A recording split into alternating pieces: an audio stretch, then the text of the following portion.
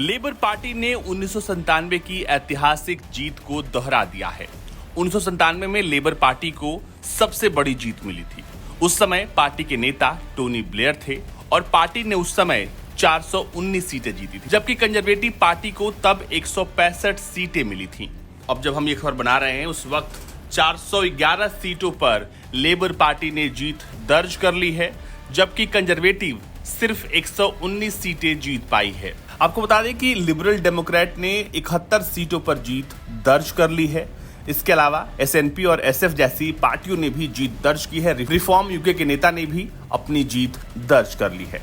अब इस प्रचंड जीत के बाद लेबर पार्टी के नेता कीर स्टारमर ब्रिटेन के नए प्रधानमंत्री होंगे। जी हां, ब्रिटेन की पूर्व प्रधानमंत्री लिज ट्रस इस बार अपना चुनाव हार गई हैं। वो अपनी सीट भी नहीं बचा पाई हैं। उनके अलावा ब्रिटेन के रक्षा मंत्री ने भी अपनी सीट गंवा दी है। इस प्रचंड जीत के बाद कीर स्टारमर ने मीडिया को संबोधित करते हुए कहा है कि हमने कर दिखाया। आपने इसी के लिए प्रचार किया था, आपने इसी के लिए लड़ाई लड़ी थी, आपने इसी के लिए वोट किया था और अब इसके नतीजे सभी के सामने आ गए हैं। अब से बदलाव की बयार शुरू हो गई है।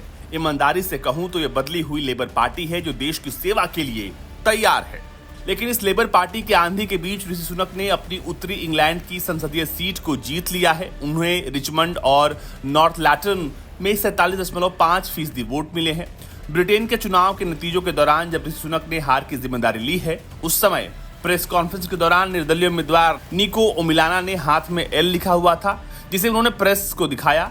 ये एल निशान लेबर पार्टी को दर्शाता है जो सत्तासीन होने जा रही है। आपको बता दें, कंजर्वेटिव पार्टी पिछले 14 साल से सत्ता में थी और तब कंजर्वेटिव पार्टी ने ब्रिटेन को 5 अलग अलग चेहरे दिए, 5 प्रधानमंत्री दिए। इस दौरान यूनाइटेड किंगडम ने कई सारे फेरबदल देखे हैं। आपको बता दें कि साल 2015 के यूके इलेक्शन में कंजर्वेटिव पार्टी को दूसरी बार लगातार जीत मिली थी और कैमरन तब पीएम बने थे, लेकिन 2016 में उन्होंने पीएम पद छोड़ दिया। इसके बाद कंजर्वेटिव ने टेरेसा मे को प्रधानमंत्री बनाया, उसके बाद बोरिस जॉनसन और फिर लिज ट्रस और फिर ऋषि सुनक।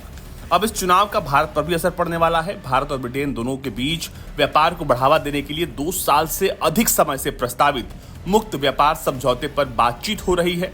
लेकिन एक्सपर्ट्स मानते हैं कि लेबर पार्टी की प्रचंड जीत से दोनों देशों के बीच एफटीए पर चल रही बातचीत के डायनामिक्स में बदलाव आ सकता है। यदि सर्वेक्षण सटीक है और ब्रिटेन में भी सरकार बदलती है तो अब बदलाव देखने को मिल सकता है। हालांकि बहुत सारे यूरोपीय देशों में दक्षिणपंथी नेताओं का उभार हुआ है और इस बार ब्रिटेन में लेबर पार्टी जीत कर आ गई है।